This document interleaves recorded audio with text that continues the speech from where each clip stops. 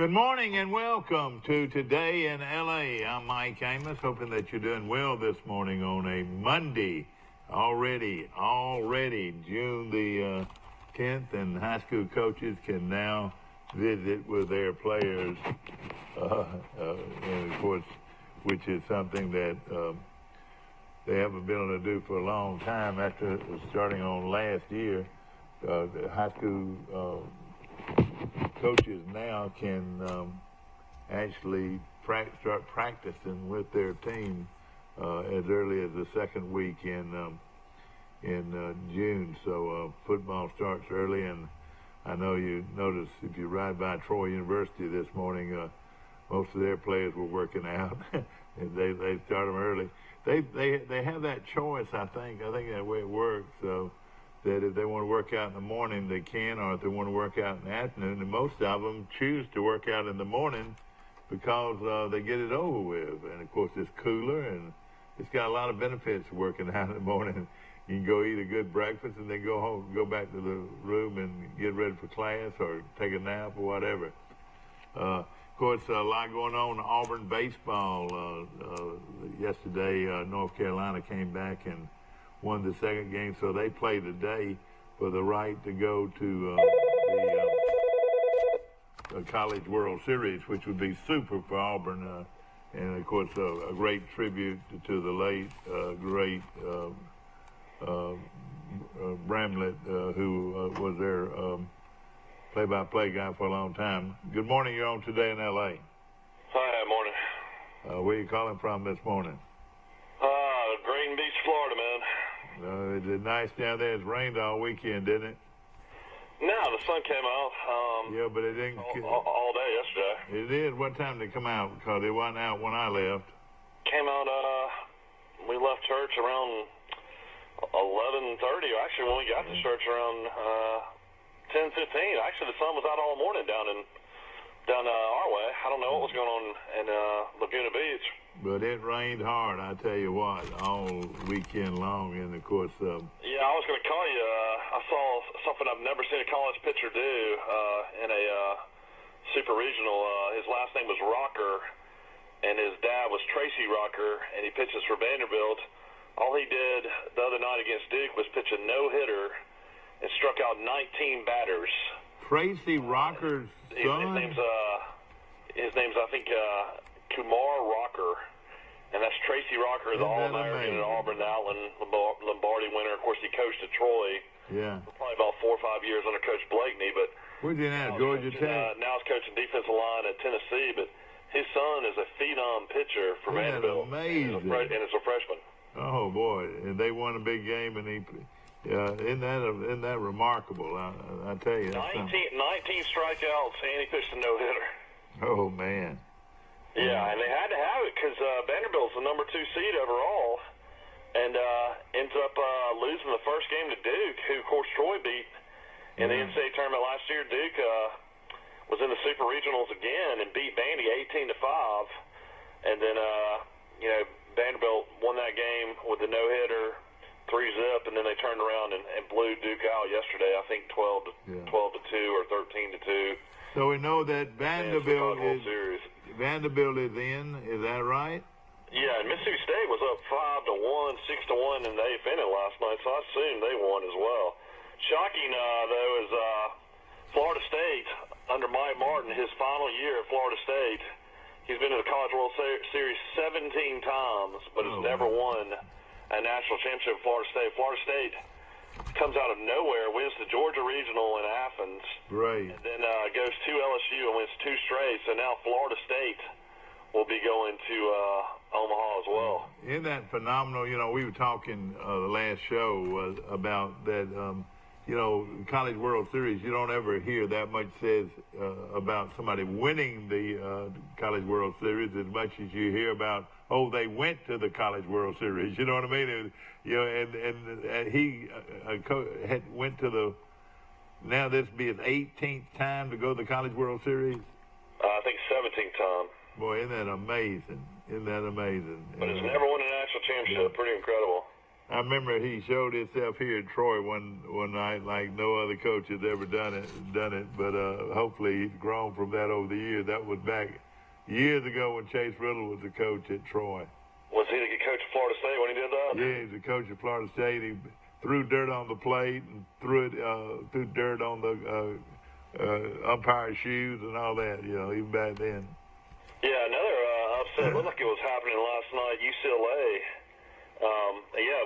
UCLA, who's the number 1 seed in all of college baseball, goes and loses 2 of 3 at home to Michigan. So Michigan out of the Big Ten goes out west to Los Angeles and wins a huge series to go to Omaha as well. You don't see a lot of didn't we play Michigan? Big Ten teams go to Omaha. Yeah, didn't we play Michigan or play the Big Ten team not too long ago? Yeah, I can't remember which one we played, but that's always big news there. Of course, Auburn fell 2-0. Auburn will play today with a chance to make the College World Series at North Carolina. Then Ole Miss really bounced back, blew out Arkansas 13-5 yesterday. So that series is 1-1. So that'll guarantee another SEC team will make Omaha. And then Oklahoma State beat Texas Tech. It looks like Texas Tech came back and beat Oklahoma State 8-6.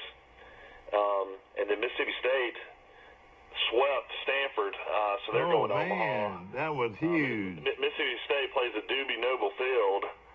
It's the biggest baseball park in America, and there are literally thousands of fans that stood outside overnight to be able to have access to get into the outfield where you can sit for free. Of course, they're known for their legendary outfield wall experience. But did you know Mississippi State has the biggest baseball park in America? No, I did not know that. How many does it hold? I think it holds around 15,000. Yeah, that surprised me, no question about it. You're exactly right. Well, the top player on Mississippi State's team is Magnum. Did he play at Alabama? Is that right? John Mangum, played at Alabama. And his son, all he's done is broke the SEC hits record for his 4-year career. He's got 377 career hits. Isn't that amazing? Boy, isn't that SEC player. Of course, they played Troy last year at the Hoover Met, and Troy, takes the lead late in the 9th inning, and then Mississippi State comes back and beats them, and that team went to the College World Series championships as well. Yeah. So it tells you some of the competition Troy's played the last few years. Yeah, Duke, it's had really good teams.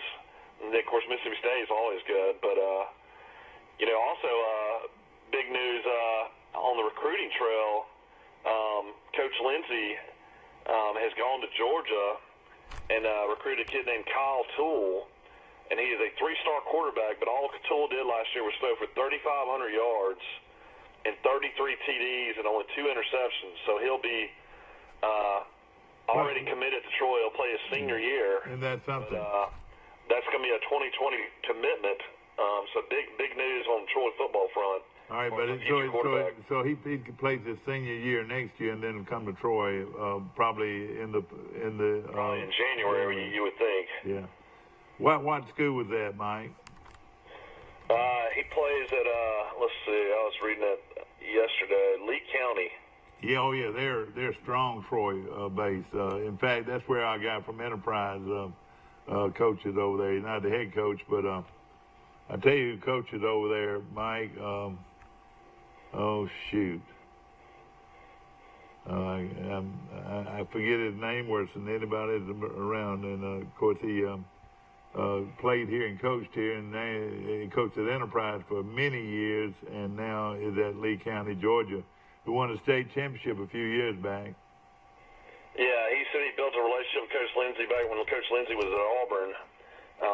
Right now, Toole had offers from Troy, Middle Tennessee, South Alabama, Tulane, and Central Michigan. Of course, Jim McElwain is the coach of Central Michigan. But he said that Troy's coaching staff was probably the deciding factor, and plus their facilities are amazing. So good to know that we got a future quarterback coming in, and a guy that throws for 3,000 yards and 33 touchdowns, only 2 interceptions. That sounds like a pretty good quarterback. Yeah. Yeah, that'd be fine, yeah. No, the coach is over there. At Lee County. Oh, yeah. Oh, that's right, Dean Ravizio. How did you get to meet him? Okay. Now our guy from Enterprise is one of the assistant coaches there, and of course, Mike, I've got 3 of them now. Ladies and gentlemen, I have got 3 of them. I've got Athlin's picks right here. I've got the legend just walked in the door, Mike. A legend. You got Lindsay's too, don't you? I got Lindsay. I've got Street and Smith, and I've got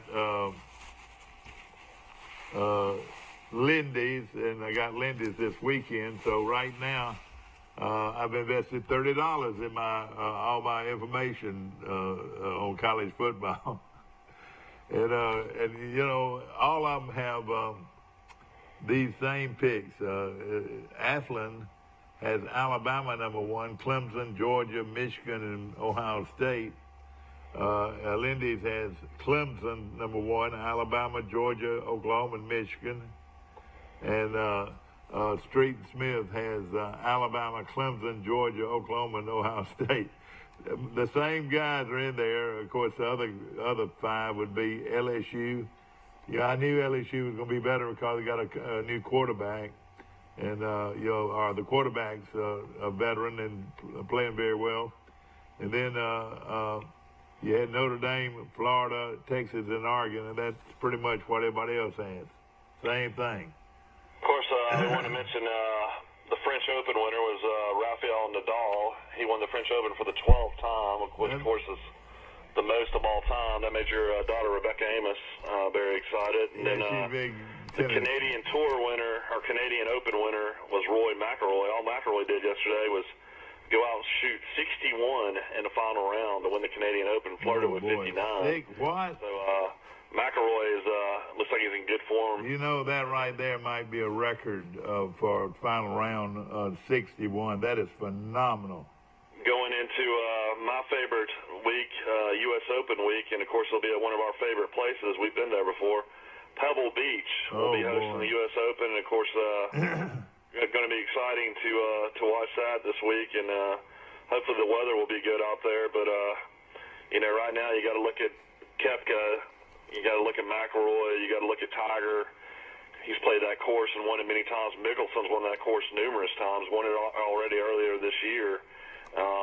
Dustin Johnson plays it well. Yeah. He's won it several times as well. So it's going to be fun to see that this week. I love the U.S. Open because it's one of the few times you can watch golf and watch them struggle, and sometimes it's kind of fun to watch them struggle, Exactly. You folks out there, you parents out there, wanting to do something awfully special, something that your kid will remember forever, is take them to a Major League Baseball game. And Atlanta plays the Pirates. I think they're at home versus the Pirates. So it'll be a good way to take off this morning. Go see the aquarium or see some other things in Atlanta, and then go to the baseball game, and actually can drive back without much problem after the game. So the Braves playing pretty good. Businessman special game today? Well, they play here. I'm looking at their schedules. They play the Pirates at 6:20, and I'm thinking that is in Atlanta. I'm thinking that's in Atlanta because or if not, they would be on a 7-game road trip. So we need to find out about that, exactly where they're playing. Here we go. I was also going to mention locally G.W. Long's phenomenal softball player, has won the state championship, national record in home runs, also has won Miss Softball in the state of Alabama. Her name is Baker. She hit 37 home runs, a single season national record, and drove in a state best 101 runs. Oh, boy. And went 20-1 with 16 shutouts, 5 no-hitters, 4 perfect games as a pitcher. I mean, that is Where is absolutely she going, incredible. Mike? Don't tell me she's a junior. Where is she going? I think she's a senior, but I'll have to look and see. Well, that would be huge if a team like Troy could get a hold of she was a senior, yeah. Of course, a lot of the All-State teams are out, and Brock Hunter of Charles Henson made first team All-State. Oh, Baker signed with Troy. Whoa, glory. Man, oh man, Troy has signed another blue-chip softball player. Her name is Libby Baker. That is incredible, though. Have you ever in your life heard of numbers like this?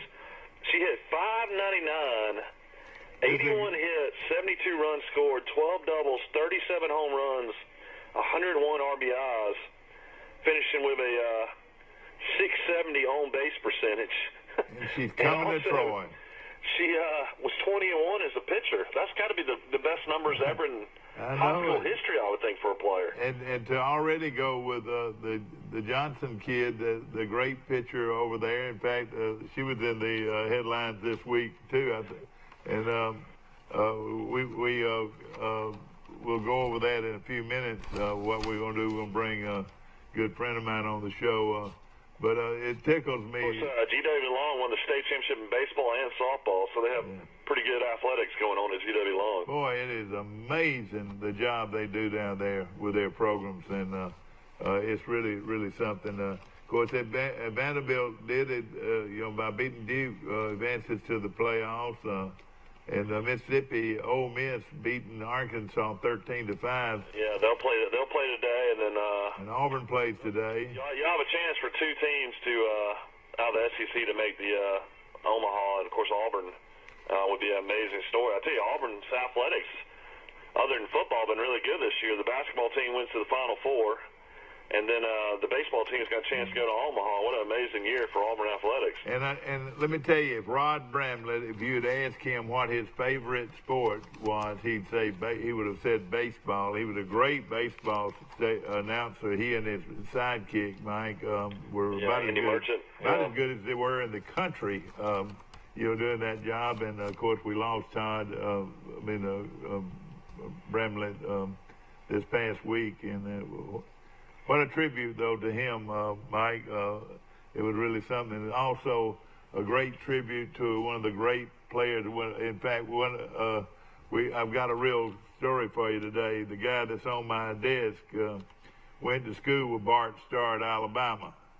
The guy that's going to be on my show in just a moment went to school. Well, or was Bart behind you? Was Bart Starr behind you in school? He's behind you. We're gonna bring in the guru of all gurus, Mike. Also, I was going to mention that it's 82 days, 10 hours, 9 minutes, and 14 seconds till the start of football season. 82 days, 10 hours, 9 minutes and 7 seconds now. 6 seconds. 6 seconds. They got the countdown to kickoff on TroyTrojans.com. They do. That's great. That's great. And I also need to mention, I don't know if we mentioned since we've been off for a few days, but Larry Blakeney, Al Lucas, and Freddie Thomas are up for the College Football Hall of Fame. Yeah. They're on the ballot. So maybe Coach Blakeney will have a chance to go into the College Football Hall of Fame this year. And another big thing is, since we left, ladies and gentlemen, we are now looking at Bill Jackson Ford on the bypass, and I saw Jim Jackson, Mike, behind a F-100. I like to have fainted. And I said, Jim, what are you doing driving a F-150? I said, you've been fighting these folks all your life. And he said, hey, I now own the business. Because that's how he replied to me. I own the business. So congratulations, our good friend Jim Jackson. I'll have to see if he'll even have time to do pickets this year. The Bill Jackson Chevrolet picks of the week, or that's will right. Be the Bill Jackson Ford I'll tell you what, we'll get them. We'll get both of them to advertise for us. But let me tell you something about Jim Jackson. He loves football with a passion, so he'll be coming on, no question. Mike, we're going to take a short break here. We're going to bring Lawrence Bowden on and talk for a few minutes, and then we'll come back to some of this. But this information about the young lady from Brantley is phenomenal. GW Long, and congratulations to the folks that were able to go out and sign her to a scholarship. And I'm sure you look over at Auburn. It's pretty easy to go out and find people when they're about 35 miles from the campus. And we had one girl that has transferred from Auburn to play for Troy, Mike, and that was in yesterday's paper. And her name is Tate. First name is Tate. The girl's name is Tate, and I don't know it right off the bat, but we'll look at it in a minute. We're going to take a short break. We'll be right back.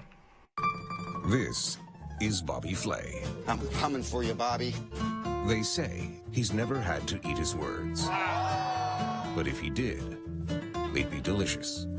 They say the word flavor was named after him. They say he can make an omelet without breaking an egg. We were hoping for that. They say you can beat Bobby Flay. What do they know? Beat Bobby Flay, Thursday night at 10 on Food Network. Hey folks, are you tired of spending hard-earned money on a gas grill only to have it burn up in less than 2 years? Not to mention burning your food. Here at Southern Grill and Patio in Troy, Alabama, we carry the Holland Grill line. They've been around since 1988, and there are people right here in Troy that have had theirs for over 20 years. These grills are guaranteed not to flare up. You can grill, steam, or smoke on your new Holland Grill today. Come see us at Southern Grill and Patio in Troy, Alabama, inside Town & Country Flooring Center. Troy Cable Security makes it easy to stay aware and stay in control of your home wherever you are. User-friendly interface allows easy navigation for lights, locks thermostat, video, and garage doors. Never worry about leaving your garage door open or the front door unlocked. Your mobile app can send alerts to your phone for alarm and no alarm events. Know when your children arrive home from school with video response. Make sure your home is powered by Troy Cable Security for ultimate access, awareness, and protection. Are you a driver trainee just finishing school and want to drive an automatic truck? Then call Wiley Sanders Truck Line. Right, Fuzzy? We have automatic trucks. That's right. And we will reimburse you for your driver training. No pets? Not at Wiley Sanders Truck Line. At Wiley Sanders Truck Line, we thought of everything. We thought of the kennel for your fuzzy friend. Right, Fuzzy? Tell them about it. Wiley Sanders Truck Line, Troy, Alabama. Come drive for the best today. Wiley Sanders Truck Line. Wiley Sanders Truck Line. Tell them, Fuzzy. Back to our show, and we appreciate that. Our good friends at Wiley Sanders Truck Lines, one of the strong truck lines in America today, and right now they're hiring new and skilled folks. Hey, they'll give you $1,000 sign-up bonus and amenities like that you would not believe that are in the trucking industry. It's a great career move to work for and drive trucks for Wiley Sanders of Troy, Alabama. We're talking to you on Facebook, and Mark Twain just came on our show. My good buddy Lawrence Bowden at Vixen celebrate 95 years. This month. Don't push me. This month. I know you just evidently it doesn't really bother you, does it? I would be bragging if I was 95. Wouldn't you, Mike? But I'm only 9. I would take 80 club. Yeah, there's been a lot of great Bowdens come through, Brunage, and you're the greatest as far as I'm concerned. Well, thank you. That's mighty kind of you. I'm just 90. Was the guy that used to sell catfish on the bypass, was he related to you? He's my oldest brother. Oh, you said that had Bowden's Motel? Mm-hmm. Yeah, and how old was he when he died? He was 89, I believe. So he'd been way older than you today, wouldn't he? Oh, yeah. He's 20 years older than I am. Man, well, gosh, how many Bowdens were there? Well, in my family, I had one sister and 5 brothers. There were 7 of us. All right, now, A.B., Alec Bowden, played at Auburn. And my nephew. Your nephew, State Farm guy in Montgomery. Right. Is he retired now? No, he's not going to ever retire. Hey, why?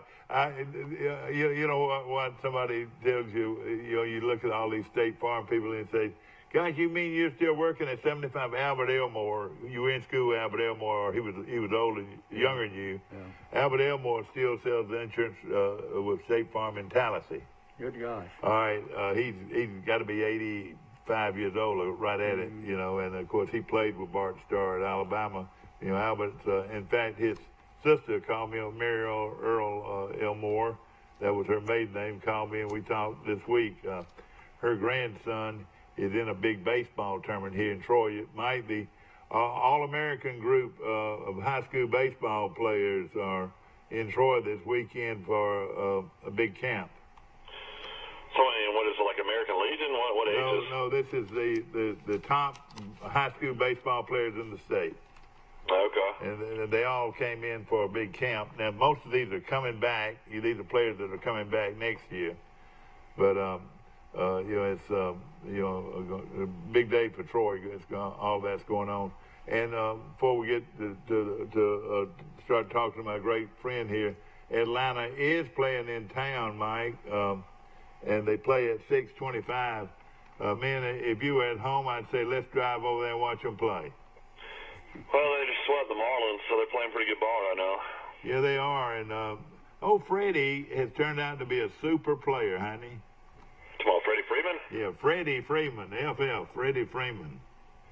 Yeah, I mean, he's kind of taking over the role of when Chipper Jones retired as their leader and best player, and I think he's got 18 home runs already this year. Oh yeah, and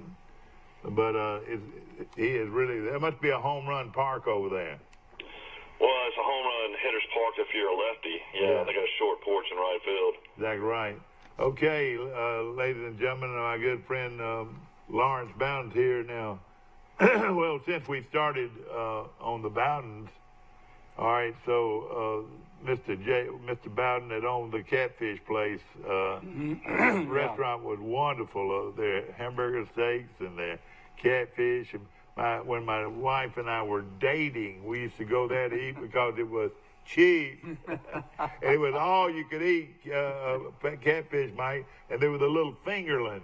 Yeah, that's right. You remember there were the little fingerlings, real small catfish, but they were wonderful. You could sit there and you walk in and Dago Dojo would have a stack of bones that high. Dago Dojo, I think, ate there every night of his life while he was in Troy. Dago was working all the time, you know. Yeah. He would come down there to eat, but he had the record player. Oh, yeah, he sure did, and he would come down and eat and service the record player at the same time. He'd change the records and take the money out. And You all reckon that reckon he operated free down there? What he did there? Yeah, all right. Now, so who are your other brothers? all of them still here? Oh no, they're gone. All of them gone. Bless your heart. And you just 94. I'm the only member of my family left. And you just 94. I knew him, ladies and Not gentlemen. 94. Quit telling people that. Oh, excuse me. That'll be on the 16th. I'm gonna start telling them you're 90. Mike, you're just 90, aren't you? How many days are they? The sad thing is he's 18 years older than you and looks about your age. I know it. And let me tell you this. I knew him when he was handsome. Yeah, hey, how did you learn how to cut a beard like that? You must have a steady hand. Look, Mike, look, he's cutting his beard. I just started. That's called a trimmer, isn't it? You know, I'm the one that got the trimmer, and I had to hide this hand sometimes, but I'm still going. I started growing a beard to keep him shaving. Oh, I got too lazy to shave. I tell you what, you're in great shape. And again, he and I knew each other when we were both fairly young men, and you went all over the world. It seems like with disasters. You're the disaster king of the country. Well, I sort of grew up and we really started working natural disasters. Yeah. Both in Alabama and nationally, when we turned our attention away from the old Civil Defense Department and emergency management, which came out of that, was for the protection of the country from nuclear attacks. Yeah, that's right. And we were real concerned about that. Absolutely, and rightfully so. But as that sort of faded away, the possibility of nuclear attacks, we started responding to natural disasters. And I sort of grew up in that and working for the state. If a missile was to hit our country or hit any town in our country, everybody turn around and say, well, what do we do? Where do we go? What do we do? Where do we go? And then 10 months or a year, a few years later, I wish we'd had somewhere to go. Back then, you could at least gone to the courthouse. Well, the courthouse was the only shelter that I knew. Is that right? Well, we had other shelters, but that was one. But we had shelters marked and everything, stocked with food and so forth. And it would be, people were conscious of it back then. They better get conscious of it now. Well, the threat's still there. It's so far in the background of our minds that we don't think much about it. And, well, we got Ford Rucker down the road. We got Lockheed Martin down the road. We got a lot of targets near us. You know, exactly right. And, you know, yeah, boy, we're glad we've got Lockheed, and we're glad we got Martin Marietta, and we're glad we've got Ford Rucker. But the sad thing about it, ladies and gentlemen, we've got a missile pointed at us. Well, I'm being facetious, but we probably do. Their first shots would be at the facilities that could respond to them. That's right. We could launch an attack of our own. Yeah. So that's their be the first target. Let me tell you this: are you on my telephone? I'm on Facebook and YouTube. Do you ever read up on YouTube any? Mm-hmm. If you did, you'd love it. It talks about our military all the time. Do you ever look at it, Mike? I mean, I've watched a few Boy, things. and it looks at all these fast jets, and they talk all the time about what's happened militarily, and most of it is true. It's come true. So that's one of the best places to keep up with military that's out there. Well, we need to be supporting our military. Yeah, absolutely. No question about it. Of course. And it's just briefly, because I want to get on and talk about the Alabama birthday. Sure. Just a few days ago, on the 6th, was D-Day. 75 years ago was landed on Normandy. And so many of our young men, I was looking at the pictures and maybe want to cry. I mentioned many of our young men, 19, 20 years old. The announcer was standing before this cemetery where 9,000 of our young men are buried in France. From the state of Alabama? Oh, no. Okay, yeah. But there's a lot of them from Alabama. Alabama has produced some fine fighting men, I'm telling you. And then women now. And then downtown, the people, the guys that fought in the Civil War, their names are engraved too. Is that right? Were they the ones that fought in there, or did they die in the Civil War? Do you know? That's the names on the monument yeah, downtown. that's right, downtown, yeah. Well, there's some names on it. I'm not sure all of them are in the Confederate Army. But you almost made it to D-Day, where were you at D-Day now? I wasn't in the middle. You've been around, I know, but you've been around a while. Do you remember D-Day? Oh, yeah, I remember D-Day. Where were you? Back in groceries at Bowden Grocery in downtown Brundage? I was probably working at my brother's cafe. He ran a Brundage. He did. He did. So you had a brother that had a cafe on the bypass. I mean, on 231, and another one downtown. Yeah, I was still going to school, and at that time in Brundage, I was in high school. Yeah, okay. And I worked for my brother at his cafe. Yeah. Mike, when he, I'll tell you how far back Lawrence Bowden goes, ladies and gentlemen. I'm proud of him. I really am. But back when he went to the University of Alabama, Mike, there were no paved roads. 231 was paved, but everything else wasn't paved. Is that right? When you got north of Prattville, on the way to Tuscaloosa, there was a gravel road. All the way. Well, till you got to Centerville, and it went through Centerville paved, and then it was about 10 or 12 miles of the road paved from, I believe, Duncanville or somewhere up there. And now... I think Mr. Bowden has the all-time appearance record on Today in L.A. with you. You're 21 years of doing this show. He sure has. Mr. Bowden's been on more than anybody. You know what we're going to do? We're going to find some of those old prints, and boy, all those women out there say, God, he was a good-looking guy. Whoa, still a good-looking guy, isn't he? And, of course, does so many things for his community, and... we cut up with you sometimes, but you know how much we love you. Well, thank you. I appreciate that, and I appreciate you so much. We go a long way back. We sure do. We sure do. And from the flood in Elba. Exactly.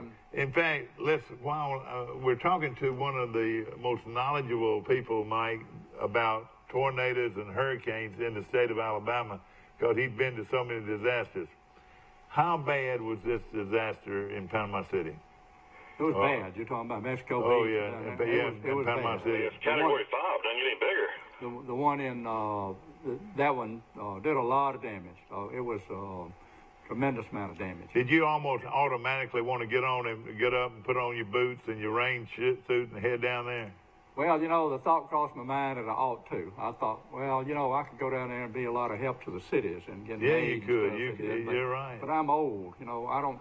But your mind is so Well, good. somebody it's talked to me amazing. the other day about going back in the military and said, I know you'd go. I said I would, but it'd take 6 people to look at me. And So- you're a retired colonel in the military, is that That's right? right, And how many years did you serve? 28. 28. And you had your own battalion, didn't you? Yeah, but You were part of that was hey, in the Alabama National Guard. Let me ask this: who shined your shoes, my friend? I shined them myself. Now they got the polyester, and you don't have to shine them. Is that right? Yeah, I have some of those. Yeah. Back to the terrible storms, and of course, and it doesn't look like they're building back very fast. I go over there. I love to eat down at Hunt's, in downtown, and you ride down there and you can start seeing all that damage, but it gets worse and worse the further east you go. Isn't that right? That's right. And, those towns further east over there, they're just devastated. Yeah. Our friends down the road down here, Wallace Pump Supply. Yeah, sure. They got a store down there. That's right. Sure did. Lost the whole thing, Did didn't a lot of damage to it. Yeah. But they came back and told us a lot. They went down there to help with it, and so they told us about a lot of the damage too. They're great people, no question about it. I remember their dad used to ride a bicycle, and they say would ride his bicycle to work and back.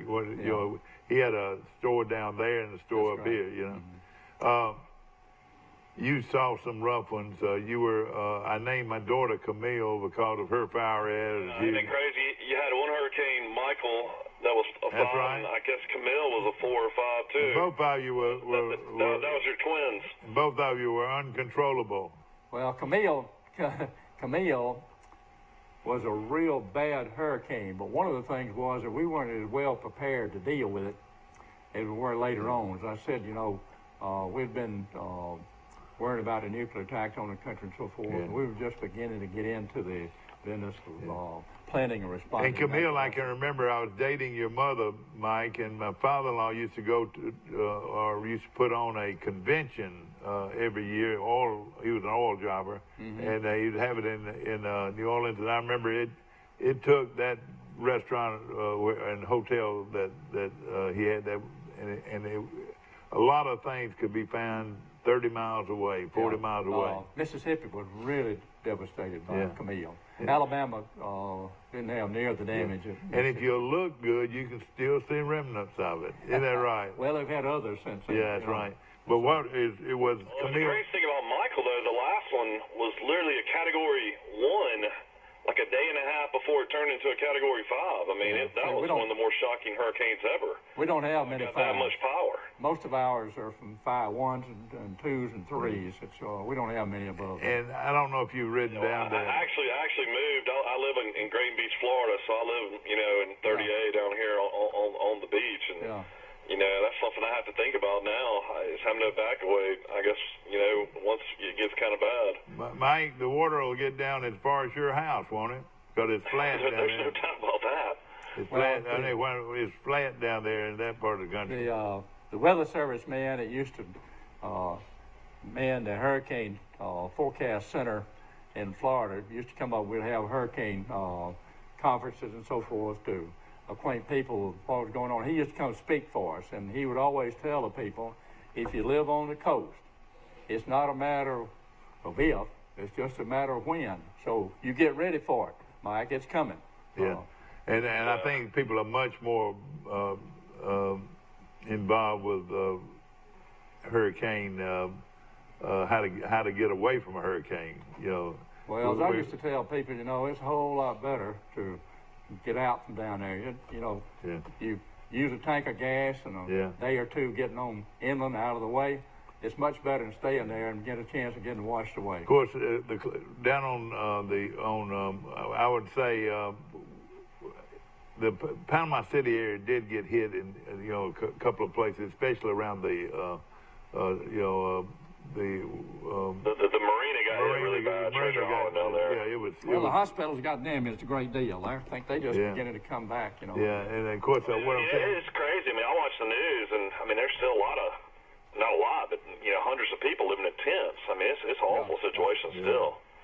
And of course, you tell us the about tornadoes over Beauregard. I mean, that tornado was awful. Oh yeah, And I'll tell you this, that was terrible. But you know, of course, if that storm hits and there's nothing to stop it, it is awfully powerful, isn't it? Yeah, it's nothing. You just got to get out of the way. I mean, Yeah. you know, stay with it. You know, you mentioned Camille. That's where we first started the hurricane party. People were going to stay there, you know. Oh, yeah. And ride it out. And they had the big hurricane party was in Several people were killed in that. 22 people were killed because they were having a hurricane party. Oh, man. No question about it. You better be very, very aware of what's going on. Let's talk about what's All right. coming. Yeah. What's in Okay. front. Tell us about it. All right. The Alabama Humanities Foundation, in cooperation with and assistance of other organizations such as the Alabama Historic Commission, decided that they wanted to really celebrate the 200th birthday of the state of Alabama. We've got a great state, folks. Alabama is a great state. So they decided that they would do something to help us celebrate. So they developed and packaged a traveling exhibit. And over a period of 18 months, this traveling exhibits, they got more than one of them. They go into all the 6 or 7 counties in the state of Alabama, and they stay a week to 2 weeks on an exhibit. Now, the place that's hosting those has to uncrate all that out of the big wooden crates it's in and put it together and put it up. And then they have to look after it and take care of it, host it for the week or 2 weeks that they're having it. And Brundage was selected to be the host site for the one for Pike County. Great. And it's located, we put it up last Thursday and Friday. It arrived. The couple truck line out of Dothan is hauling it around free. It takes a lot of work to do this. Yeah. It took a lot of planning and work to put together this exhibit. And it takes a lot of work to make it happen, to bring it on site, uncrate it, set it up, and then to man it while it's there. So it's in Brundage. But how long will it be there? It'll be there for 2 weeks. But the emphasis on this is it's for Pike County. Everybody in Pike County needs to go down to the Pike County High School in Brundage, to the Drama and Arts Building, and see this history displayed for the state of Alabama. It talks about its kiosk. It's got the printed message on a tape type thing, you know, a vision, sort of like the computer. Exactly. And you can tap different things on there for different information. It's got it divided by the years. It's just a great exhibit to let you know. It's got Indians and everything, events, people, places, and so forth. And it's not just something to tell you that everybody in Alabama has been great. It's just to pick out some things that happened in Alabama. Yeah. It's our history. Now, as I tell people, we've had some unsavory people in the state of Alabama since the 1700s. Yeah. But we've also had some great people in the state of Alabama. I mean, great men and women. Mm-hmm. And some of these are depicted. It's got the Indians in there. Minowa, who fought up at Horseshoe Bend against General Jackson. 1,000 Indians against 3,000 or 4,000. And that the Horseshoe Bend's located just south of Birmingham, isn't that right? Well, it's over close to County more. Yeah, it's over close to Dale. Daleville? Yeah. Yeah, okay. Not this Daleville. I know, but Daleville. Excuse me, Dadeville. Dadeville. Yeah, that's where we go. Somewhere close to Dadeville. Anyway, those type of things are depicted in this exhibit. It's down at the school. Yesterday afternoon, we had sort of a private opening. We invited the officials from Pike County and all the towns and everything to come down and take a look at it so they can go back and tell their people what to expect. But this morning at 11 o'clock, it's open to the general public. It'll be open until 2 o'clock, close up for a couple of hours, and then we'll be back at 4 o'clock to stay open till 7. From 11 to 2 and 4 to 7. It'll be there for every day this week, Monday through Friday. And take your kids down there. It's very educational, isn't it? It is. All they just need to be able to read. We suggest somebody from the 4th grade on, because sometimes in the 4th grade is where they start talking about Alabama history. They went from did they go to the Spanish American too? It's just started with the. It's got everything in there American from the 200 from our birthday in 1819. Yeah, okay. It talks about your birthday in 1819. Now it started. Is that true? 1819. That wasn't your birthday. December of 1819 is the birthday of Alabama. birthday of the state of Alabama. December of this 1819. year will be 200 years old. Yeah. Alabama, Alabama, we are be true to thee. By the shores of Gitchaguma, dum dum dum dum dum dum dum dum dum. You got it. Okay. It starts. The exhibit starts talking about Alabama way back in the 1700s because it wants you to see what Alabama is. Yeah. We got a wonderful state here in Alabama. My Oh, good. prediction is that the way Alabama is going, that in 50 years from now, 40 to 50 years from now, that Alabama will be in the top 25 of the states instead of being down at the bottom. Yeah, exactly. Well, you know, you look at what's happened in space and going to the moon and all that. In the future, in the say next 20 to 30 years, that will be one of the most sought after spots in the country to visit. Yeah, it's big still now, but we've got Scott, the guy that works here, used to work for theirs.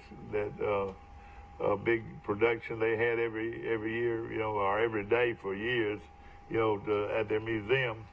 And he's a young man that is very interesting, talking about how they came up with all the information for their museum in Huntsville. That's a lot of we're at the leading edge of technology and space and Alabama's industry, we're coming back strong in industry, in the automobile industry, for example, and the airplane business, manufacturing airplanes. And but I ought not to be saying this publicly, I guess, but the people who are doing the rating of saying that Alabama is 48th or 49th in this in comparison to other states and so forth, sometimes they're not really looking at Alabama. That's right. They're just looking way back yonder in Alabama, not where we are today. But with the progress we're making and with the resources we've got and the people we've got, as I told the people yesterday afternoon, they're sitting there, I said, you're history makers. We're all history That's makers. right. What we're doing today, they're going to be looking at tomorrow. Yeah. And we're making some good decisions. We made some bad decisions, but we're making some good decisions. And Alabama is growing. But to understand where you're going, you need to know where you've been. Exactly. Because we build. You don't just start off in the morning. You get up and start off fresh, and doing things. You start from what was done yesterday, whether you did it or somebody else did it. You build on what happened yesterday. Oh, yeah. So this history is to give us a sense of well-being and a sense of pride in what our state has done. And it just behooves everybody. Maybe you already know that. You say, well, I know who Manawa was. Well, but this gives you a little bit of refresher. You may have forgotten exactly what he did, And we got people who of all races that done a lot of good things for Alabama. And it's just a lot of good military things have happened for Alabama. For example, it's sort of touchy to talk about the Civil War, but I tell people that people in foreign countries, they don't pay any attention to American history. If they paid any attention to American history, they wouldn't want to touch us fighting with a 10-foot pole. Yeah, I know. Because in 1860, we didn't have anybody else to fight, so we chose up sides and killed each other. And if they look at the history of the Civil War, they say, man, we don't want to tangle with those folks. Yeah. And they find out the hard way. But what I couldn't understand was, I'm going to hit some amens out there, is they would stand straight up and in a line, and they would shoot, and then another group would go ahead of him, and then they would shoot. But, that was mostly the problem was all you had to do was just shoot in there and you were going to kill somebody. But what I can't understand, why didn't they hit the ground? It was a lot harder to hit. They developed better than that, but a lot of what you're talking about was in the Revolutionary War. British, they marched in line. But the Civil War did some of that, I think. But they soon learned better, And during World War I, when our troops got into battle in France, the general sent word, send some more of those Alabama boys. Did they really? I want some more of them. And we've been staunch supporters of every war we've been in. Yeah. We've sent more than our share. Our National Guard has been stronger and better and been called in numerous Mike, times. how did the University of North Carolina, who plays Auburn tonight for the chance to go to the World Series in Omaha, how did they get their nickname? I don't know. You know? He's not on. Yeah, I know. Tell us. Well, how North Carolina got Tar Heel? Yeah, how did they get Tar Heels? It was during the battle in the Civil War. But they said that they were so strong and so stout that it was like they were standing on tar, so they call them Tar Heels. Or the heels would be stuck to tar. Listen, we love to talk about history, but this is a wonderful time to spend 30 minutes to an hour. It takes a good hour if you really absorb everything that's in the exhibit. But you can take less time than that to go through it. But listen, we've got some organizations that are coming.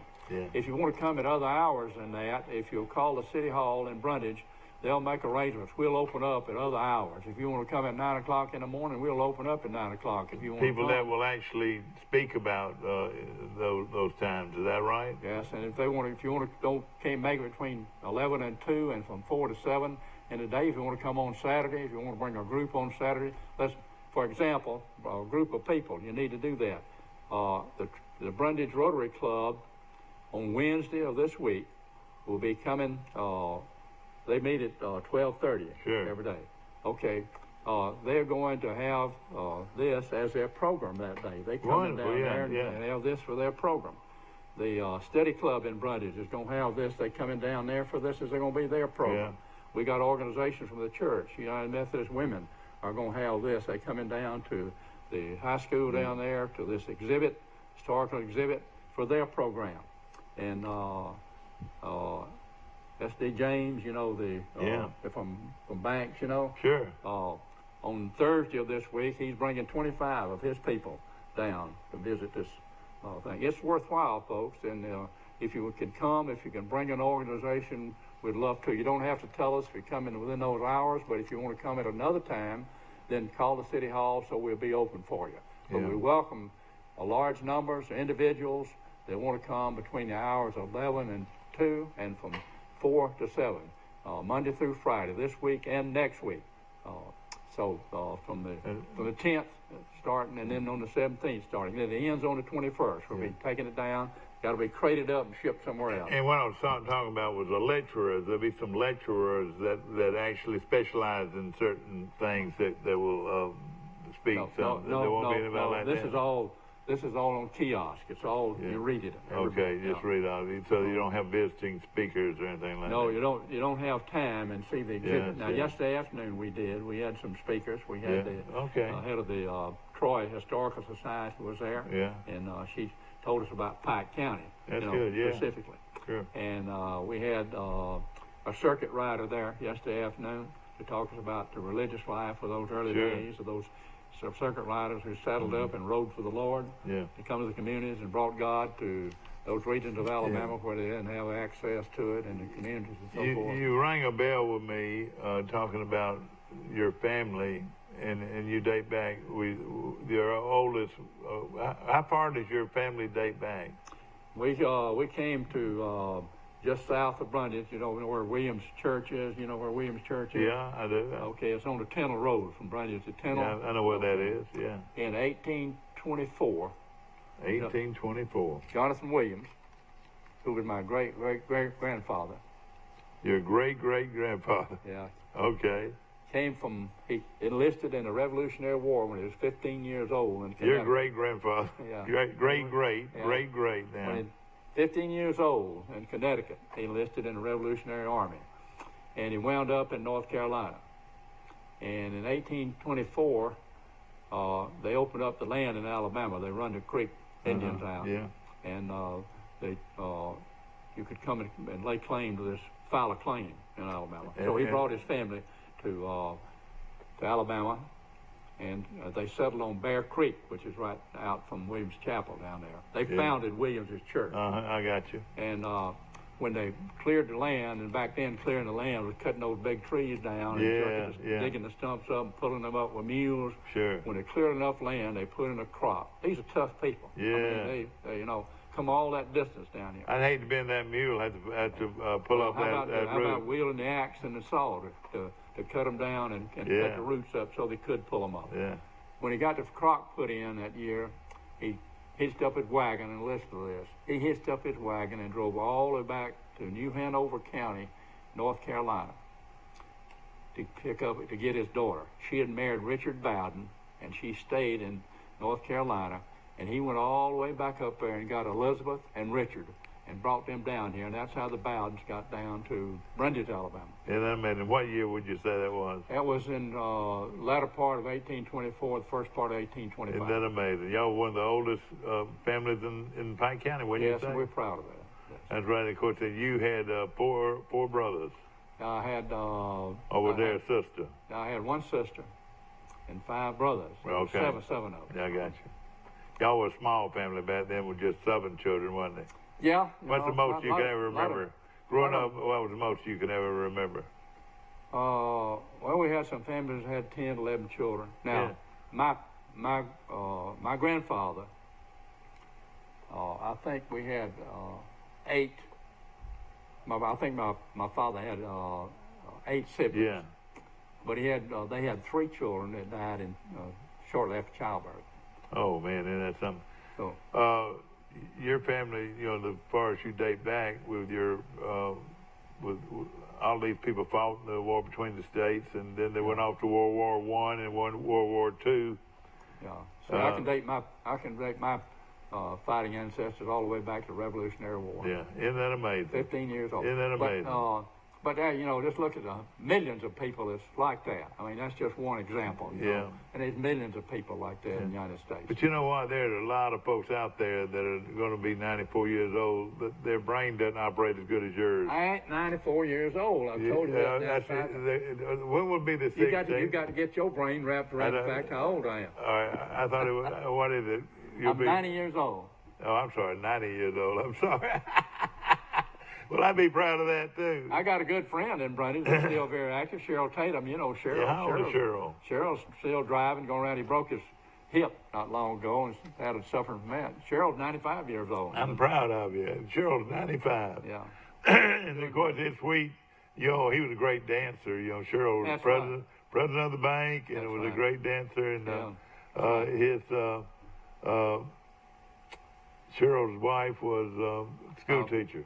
Yeah, she was Tiny Tatum. Yeah, Tiny Tatum, and she was the daughter of Mr. Ashworth, who was one of the original chiropractors here in That's Florida. right. That's right. Dr. Ashworth, yes. She comes from a big family. They had a lot of children. Well, now Cheryl's wife, Tiny didn't come from Dr.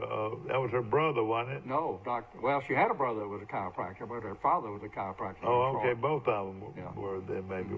Yeah, but she had a brother that was a chiropractor. Yeah, that's right. Isn't that amazing? Yeah. And of course, a friend of mine's granddaddy was a doctor in Brundage. His name was Johnson. Yeah, we had 2 Johnsons that were doctors in Brundage. That was Paula Boatner, who you see around here, Paula Boatner Roses. Her grandfather was... her father was... her father was a doctor in Brundage. No, her father was Leon Boatner. Oh, yeah, well, Leon the married... grandfather, yeah. Yeah, Leon married Alice. That's right. Alice. And Leon's daddy was president of the bank at one time. That's right. And of course, Dr. Johnson was originally from Brundage, and Leon married a girl from Brundage. That's right. Alice. Pretty girl, too, wasn't she? She was. Alice Johnson. Mm-hmm. Yeah. And then we had another Dr. Johnson. We had 5 doctors in Brundage at one time. Isn't that amazing? Yeah. Well, at one time, they probably had over 5,000 people, too, didn't they? I don't know where they had that many now, but it was a thriving... Bob's feed, we were talking the other day about the artists, Bob's feed was there for years, wasn't it? Mm-hmm. Absolutely. It was a big outfit, too, wasn't it? Built it from scratch. Yeah. He came to Brundage with a feed truck, man, a crusher mounted on the back end of an old truck. And that's where you could go out to the farm and crush the feed. But let's talk about the... Well, we are talking about history. I was going to ask you about peanut butter. Well, peanuts started, in South Alabama with the advent of the boll weevil. Yeah, I like this is a perfect way to get into this conversation. Tell us that story. When the boll weevil, we were a cotton economy. Yeah, sure. We were cotton. And that was what our economy was based on at farmers. Yeah. We were agriculture all through here. That's what we did. Yeah, y'all had a we were gin farmers. there. My family was farmers. Yeah. Listen, let me aside from this, there was a gin located between Brundage and Tennell, Gin Cotton. Sure. And my grandfather worked at that gin. He was 19 years old. And one of the belts, when it fed the cotton into the gin where they separate the seed from the cotton, this belt carried the cotton in. And it was up about shoulder high, and it had teeth that on the end of the belt that rolled in like this to pull the cotton in, and the belt would pull those teeth, and the cotton would pile up on the end of that belt. And my granddaddy would walk by there and take his hand and push that cotton on into that. Yeah. Oh, boy. You got it right. He walked by there and pushed it in there, and those teeth grabbed his arm and was pulling him in there like this. And he knew it was going to pull him all the way up in there. And he braced himself against a post. He was out of there and pulled his arm off. And then he went over and shut off the gin. The people that were working. You're talking about one bad dude, buddy. That was a bad dude. But it was a limb for life, wasn't it? That's right. And he lived how many more years after that? Oh, he lived to be in his early 80s. Yeah. You had a lot worked every day. A friend of mine up in North Alabama, Gunnersville, had both of his arms caught in it. And, there are a lot of stories over the years about people that succumbed and also lived with farm accidents for years. Mm-hmm. That's right. It was dangerous, and but anyway. Now this study, cotton was our exactly. cotton was our big thing. I want you to hear this. This makes plenty of sense. Cotton was our big thing till the boll weevil come along, and the boll weevil started attack the bolls of cotton before they bloomed or came out, and so they died. They would kill the bolls, so you didn't have any cotton. And, of course, they fought that for a while, and finally they introduced a peanut. And they started growing peanuts instead of cotton. Dr. George Washington Carver, who was up at Tuskegee, began to do things with peanuts. Yeah. And thanks to him, and we owe him a great deal of thanks, Sure. and we honor him at our Peanut Butter Festival in Brundage. I know you do, yeah. Because he came up with dozens of ways to use peanuts. That's right. And not ladies just and peanut gentlemen, butter, the but rest of the story, boll weevils don't eat peanuts. That's right. Boll weevils eat cotton bolls and don't like peanuts. So how about corn? Do they like corn? No, but we have corn. I know, but the boll weevil, do they like corn? No, they don't. So we were able to farm corn and peanuts, and thank goodness. And they still have that monument in Enterprise. So if you say the peanut farmer now and them, or just say thank goodness for the boll weevil. That's right. Of course, now we found ways to kill the boll weevil. Yeah. So we're growing a lot of cotton, and have since then. But they were so grateful. Have you ever picked cotton? I'll tell you about that in a minute. In Enterprise, Alabama, they got a monument That's to the right. boll weevil. And if you want to see what a boll weevil looked like, they've got it. Finally got it where somebody can walk off with it. That boll weevil monument, I bet it's been stolen 100 times. Many times people steal a boll weevil. Anyway, yes, I tried picking cotton. Yeah. I was born on a farm, but we moved off, thank goodness, before I got old enough to do very much. Anyway, my oldest brother had a farm up north of Brundage, and I would work up there for him. I worked for him. Started when I was about 11, 12 years old in his cafe, and then when he got to farm, one day I went up there to Was the cafe pretty good food? Oh yeah, outstanding. We'll food. talk about that in a minute. I went up to his farm one morning. He took me up there early in the morning. I wanted to go early because when the dew's on the cotton, it weighs more, So if you pick it early in the morning, one of those kind of This is your daddy, is that right? No, my brother. Your brother, all right, brother, okay. Now, I'd picked cotton before, just piddling sure. around, but I was real serious this day. I was going to see how much cotton I could pick in a day. So I got out there real early. The sun was just coming up good. And I picked all day long, just as hard as I could go. I mean, I worked at it. And I picked at evening about 5 o'clock, and I weighed up, as they said. I'd picked 125 pounds. I didn't pick enough cotton to feed myself for the day. Oh, God. So that's when I made up my mind that picking cotton wasn't the way. Yeah, you didn't want to go back home picking cotton, and of course. That wasn't going to be the way I made my living. Your daddy's restaurant. What are they? My daddy and my brother. Your brother. Is this the same one that owned the motel or a different one? That's one, same one. Yeah. The same one, and of course they specialize in those great. Yeah, but he had a restaurant downtown in Brunswick before that. Yeah. And then he moved out on the highway. He ever have fresh peas and fresh corn and all that?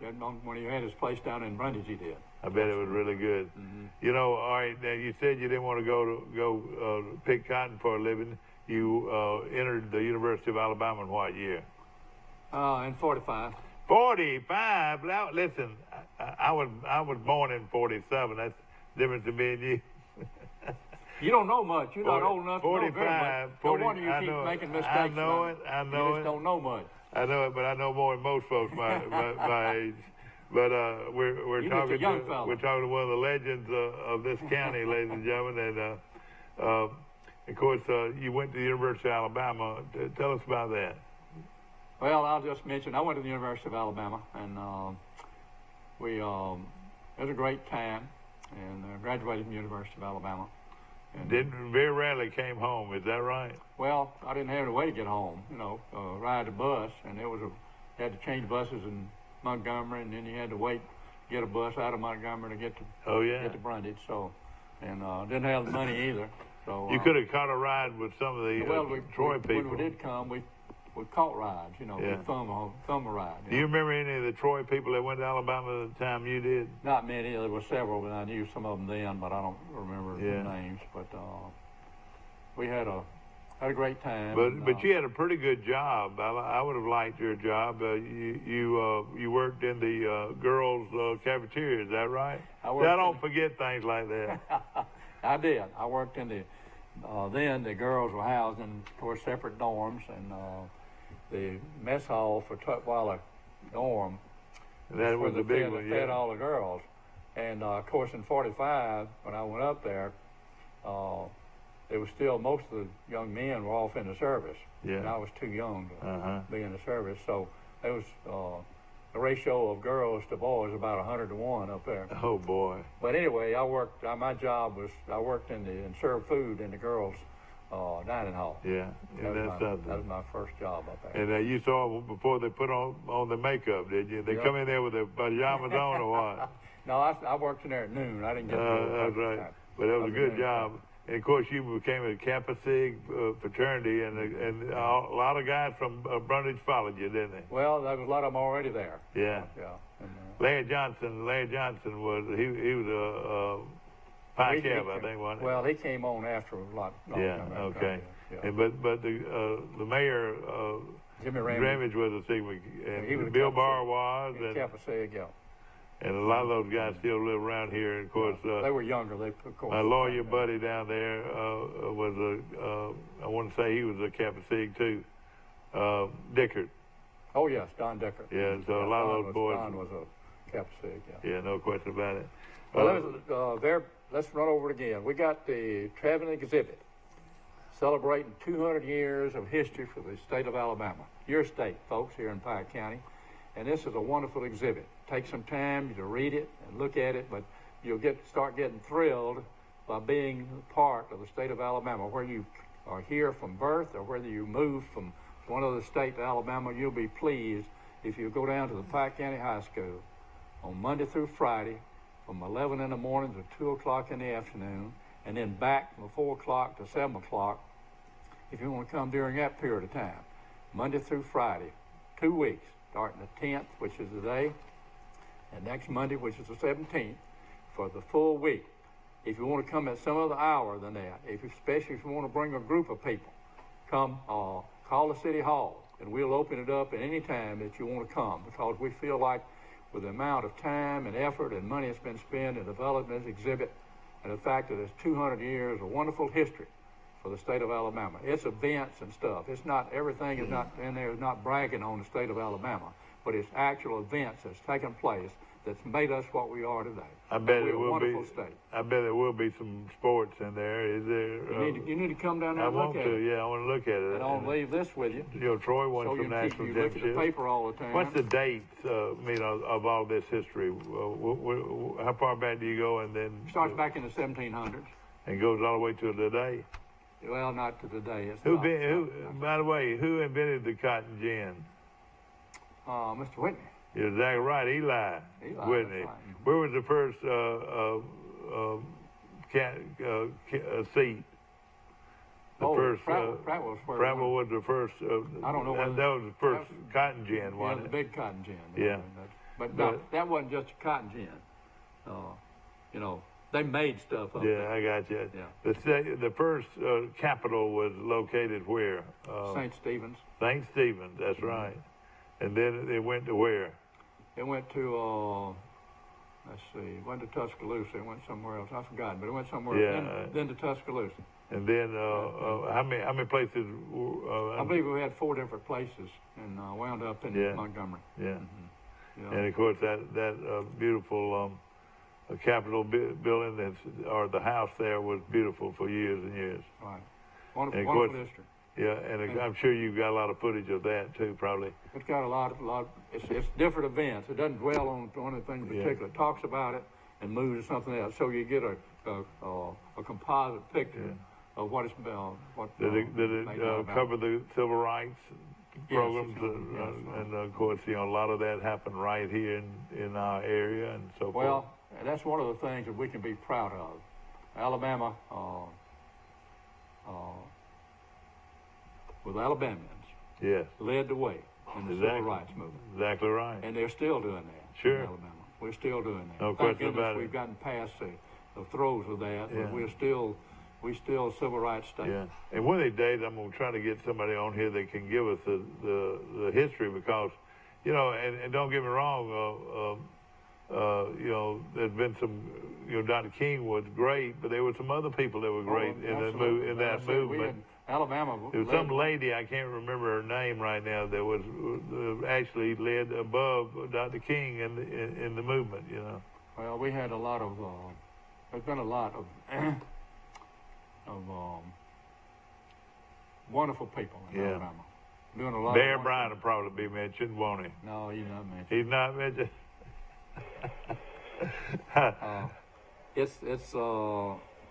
It's more, I mean, you could fill a whole schoolhouse full of stuff down there about Alabama. That's right. But they picked out. What are you talking about? You talking of Rosa Parks, Dad? No, not Rosa Parks. More involved in the civil rights movement than even Rosa Parks. She did what she did, but she did the Montgomery bus boycott. That was pretty huge. I know it, but I tell you, this lady. I mean, you had John Lewis, who was from outside of Troy, Brunswick area. He's one of the biggest civil rights leaders. He was young back then. Yeah. He was young back then, no question. I'm sure he was very active. But great people have done great things in Alabama, and this exhibit doesn't touch all of them. Don't misunderstand me about that, because it'd take you 2 years if you listed everybody and did try to do everything. Yeah. But it lists the historical events. They singled out some events that had great impact on the state of Alabama. And there's of course, a lot of other people that's impacted Alabama. But it's just not possible in a traveling exhibit like this to have everybody. But everybody needs to come see it. Boy, it is. It's worthwhile. It's no on question about it. this appeared, by the way, in the Messenger. Today's Messenger or no? It was last week. Okay. This insert. Oh, this in the is Messenger. wonderful. This is wonderful. I hope people looked at it and just didn't throw it away like an advertising. And of course, now I go to the Clay Hill. Give us a history on Clay Hill. We go to that Christmas program a week after Christmas, or how many days after Christmas? 12 days after Christmas, and you've been involved in that a long time. How old is Clay Hill Methodist Church? Clay Hill Methodist Church is well over 100 years old. And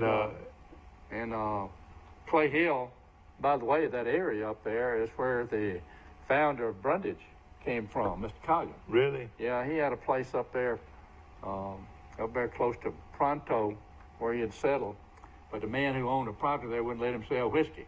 So Yeah. he moved down to Brundage, and it was Collier's Crossroads there in Brundage. He built there on the corner where the light is. And that's where we get Collier's restaurant and all That's that. exactly right. It was Collier's Crossroads. Yeah. And he moved down there so he could sell whiskey, so he could Yeah. sell it in Brundage on the corner down there. You know, I know And a saloon. y'all have done so much for the history of Pike County and Brundage. You brought in the best folklore life play in the country.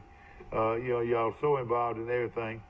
Seemed like y'all would establish yourself a permanent museum. Well, and have everything in there if you could. Well, we would if we've got a little museum down there, a little bit of history in it, but it takes a lot of work and a lot of constant activity with a museum. You don't just build it and walk off and leave it. Pike County's done more than most, especially with the Pike Pioneer That's right, Museum. Pike Pioneer Museum out there. And the old post office, they turned it into a great facility. And then the historic Bass House. Oh man, there's a lot of history. And of course the historic Bashinsky House in Troy. Beautiful picture of that. And then the stadium, game day, fly over Troy University, and that flag that covered the whole field. That's the largest flag they say in the country. Mm-hmm. And they had to go to Houston to rent it, and it was really something. We'll have this was in the Messenger either Wednesday or Thursday, I believe, of last week. And everybody that's got the Messenger got a copy of this. But I hope you saved it. If you don't, this is wonderful just to look at this. Yeah. Well, I tell you what, and I want to say the people of Brundage got it started, but Pike County is a very conscious about our history and how we got here. And a lot of people came off the boat in South Carolina. They got off the boat in South Carolina. Did your folks get off the boat in South Carolina? I just told you, mine started up in Connecticut. Excuse me. You're a Yankee, weren't you? Let's go ahead and admit it. Y'all were Yankees when your folks. There wasn't any such thing. When your great grandfather got down here. Now, did he get here in 1825? My Jonathan Williams got here in 1824. Yeah, that was your great grandfather. Richard Bowden. Well, he was my great grandfather, Jonathan Williams, boy. Yeah. And then Richard Bowden married his daughter. That's right. And that was your. And Richard Bowden is buried out on a hillside out there, outside of Brundage, about 3 miles south of Brundage. Yeah. He's buried out there, and they got a little marker there. Is there any family more recognized than the Bowden family as far as history? We're not. No, as far as history, though. We're not recognized. I mean, I think it's very important. Yeah. It's a lot of. But if I walk through that cemetery, would I see a lot of history? You would, absolutely. And it's the one downtown, is that right? Let me tell you something. All right. I used to tell everybody between Brundage and Tyndall was kin to each other. Yeah. And the fact is that everybody was kin to each other down that way. And, of course, you stayed around the community where you were born, So people married to third cousins, gosh. And there wasn't anything unusual about that. But anyway, let me tell you this. Yesterday, Diane Smith, Diane Smith? I know her well, yeah, Dan's wife. All right. She was down there, and we were talking. And I mentioned that we were trying to get a historical marker out at Williams Chapel out there in the old cemetery area, and for Williams Church, a historical marker. And I mentioned something about Jonathan Williams. And she said, I know about him. Said he was the one at the Sons of the American Revolution put the plaque on his cemetery some time ago. And I said, that's correct. And I said, I'm descended from Jonathan Williams. And she said, well, my husband is too. I said, he is? She said, yeah. And she said, let's see now. I get greats. Sure, yeah, I got it. But anyway, his great-grandfather, she said, was Elisha Bowden. I said, you got to be joking. That was your granddaddy? No. Great-granddaddy? He was my great-granddaddy. Dan Smith. I didn't know. Isn't that I something? said, we close And to Dan Smith, was that Smith family related? Yeah, his Moon Smith? his great-grandmother was named Nettie Bowden. Oh gosh, I knew those Smiths. I knew Moon and I knew Coot. Coot Smith and Moon yeah, Smith. That's right. Smith. They had Yeah, they had a big body shop right there. That's right. They were distant related to us. That's correct. And you might have found Amos in there if you looked far enough. Probably would. Mine was the Revel family out of Goshen, and I think they came in. I want to say from Coffee County, but I might be wrong. But the Rebels in Goshen are direct descendants of mine. You know, my name is Michael Revel Amos. One of Jonathan Williams's grandsons lived here in Troy for a while, but he was born down there. When Sam Williams was it? He was a lawyer. He was Williams. Was it Sam Williams? No. Let me tell you this. He decided at a young age that he would go to Oklahoma. Now, this is Jonathan Williams' grandson. Yeah, sure. He decided he'd go to Oklahoma. So he went to Oklahoma, and he did pretty good in Oklahoma. He wound up owning a lot of land in Oklahoma, but he also became the territorial governor of Oklahoma and became a federal judge in Oklahoma. And he lived in Durant, Oklahoma. And he never married. And when he died, he left most of his estate to Williams' chapel out here. Oh, man. And he told him he wanted certain things done out there with the money. And they did. The Williams Chapel Church was a wooden building built in 1860. Let's see, it's over. Can't remember what year. Maybe 1836 it was built. Anyway, he wanted that church preserved. So when you go to Williams Church out there, it's a brick church. Sure. But inside of that brick church... It's on Highway 25? Well, no. I can't think of it. It's going to Tennell. Oh, going to Tennell, okay. Yeah. When you see Williams' chapel, it's a sure. brick church. Sure. Inside of that brick church is a wooden church. The original Williams Church is built inside of that thing. Isn't it amazing? Now, are you related to Frank Peeler Williams? The great from South Georgia. If he's got from Baxley, Georgia. If he's got any money, I'd Peeler love to Williams. do it. How about By Reuben? the way, all our folks are poor folks. How about the Reuben Williams here in Troy? Jimmy Williams. Well, my first name is Reuben, so we probably related. That's right. That's what his name was. And they're the best dancers. They'll be here for my bop show later on in July. There's one thing about us: we ain't got no money. We were farmers, and well, you had a lot of prestige, though, my friend. Not anymore than you have carried the Brundage flag for a long time, my friend. But there's a lot of great people in Brundage, and has been and still is. Tell me, what is your secret to success? Eating an onion a day? Coffee and onions. Are you serious? You drink a lot of coffee. Yeah. How many cups a day you reckon you drink? Oh, I drink about 6, 7 cups a day. Yeah, God, I drink 3 or 4 at least. Coffee. Well, see, if you're gonna make it to 90, you got to pick up on the coffee. When I am 90 years old or 91 years old, I want to be just like you. Yeah. Well, I appreciate that. Boy, is he sharp or not, ladies and gentlemen? And he's a wonderful man, and he's a guy that's proud of who he is and where he's from. Thank you for letting me My come name's Mike Amos. I'm from Troy. What is your name? Lawrence Bowden from Brundage. You're proud as you can be, aren't you? Yes. A good firm shake and a look at you straight in the eyes. And inviting you again, folks. We really don't need an invitation. This exhibit is yours for Pike County, not just for Brundage. All right, today, if I rode down there this morning, what time they open? 11 o'clock. 11 o'clock at If Pike you make County it this High School. afternoon, if you worked all day and want to come sometime between 4 and 7, we open. Well, I tell you what, it's wonderful, and the messenger, it's a keepsake here to educate your kids and your grandkids on other things. Absolutely, you need to find that, and we got some more coming. They were supposed to have already been here, so we could pass them out down there. Exactly right. For people to take home with them. We will have them this week. They're going.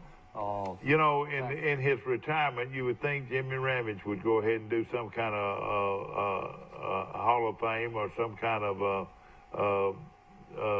history museum. Well, he's still very much in the bank. You know, Yeah. he very much worked. You know in what? the I'd bank. love to see a picture of you. Of course, you've been involved with the We Pill Around Theater. How long? This completes our 17th year. All right. When do y'all start again? We're going to do it in November if everything works out right. And when is the last time you did it? It was last year. We didn't do it this spring. Yeah, you didn't do it but once. Is that right? We're going to do it once this year, and that's in November. Okay. We didn't do it in April. But And you've been there ever since. Is that right? Beg pardon? You've been in that play ever since. Yes, I was in there when we started. Well, I tell you what, it's a wonderful, wonderful play. You know what I love to see? A picture of everybody that's ever performed with the We Pill Around Theater. Come home at supper time. You'll have a picture of every one of them, you know. Well, we took their pictures. I don't know where we still got them or not. Of course, some of them are not with us anymore. Yeah, And, but it's amazing. But it's been amazing to us because we thought if we did it one season, you know, it'd be fine, and it would be very successful. So we never dreamed it would be like this. Never. You we're very humble about said that. onions and coffee, but also the We Pill Around Theater has led to a long life. I mean, you've been involved there. Your mind's been sharp a long time. I really believe now at my age that staying busy is really what does it. You know? When I retired, I found out about 4 or 5 months. I didn't have a lot of money to travel all over the world and see the world, you know. So about 4 or 5 months, I'd done everything I could do. Yeah. And I'd fixed everything that I wanted to fix and everything. And I didn't have anything to do. Yeah. And I realized I'd made a bad mistake by retiring. Because if you don't have something to do, folks, when you retire, that's right. Like so you did it a lot part-time? Well, somebody, yes, I got people started saying, hey, he ain't doing nothing, give him something to do. And I started off, the biggest thing I started doing was that the Methodist Church is organized into conferences. Yeah. It's an organization as well as a geographical area. The Alabama-West Florida Conference of the United Methodist Church runs from Chilton County all the way through the panhandle of Florida. Yeah. And takes in all of South Alabama and Florida County. And they asked me if I would become their disaster response coordinator for the that area, because of my background. Sure. And so I did. I started doing that, and that gave me a great deal of began to take a great deal of my time. So I was still working disasters. That's right. For them, just like I did for the state. Yeah, you're a great one, my friend. Thank you so much. And this exhibit goes on today. You come down so you can, when you talk to people, you can say, all right, today, and how long will it last again? Lasts the rest of this week, and then starts back next Monday. Okay. And lasts all the next week. Wonderful. So the rest of, pretty much the rest of June, wouldn't you say? Well, it ends on June the 21st. Great, great. And you need to come down so you can, when you're talking about it, you can say, well, I want to go to your birthday party, too. Okay. Good to see you. All right, good to see you. My you. good friend Lawrence Bowden, just hold on a second. Ladies and gentlemen, I hope you enjoyed our show. Appreciate all of our sponsors, Grocery Advantage. I go there all the time. Great deals and great food products, from the meat department, the poultry, to their garden department, vegetable department, whatever. Right. You can't beat them. Hope you've enjoyed our show today. One of the great men in Pike County history was sitting right next to me today. And of course, Mr. Lawrence Bowden. You're too kind to me. We're proud of you, my friend. And we'll see you tomorrow. Bright and Hurley, we got the basketball coach. The head basketball coach at Troy University will be our guest tomorrow right here on this show. See you then.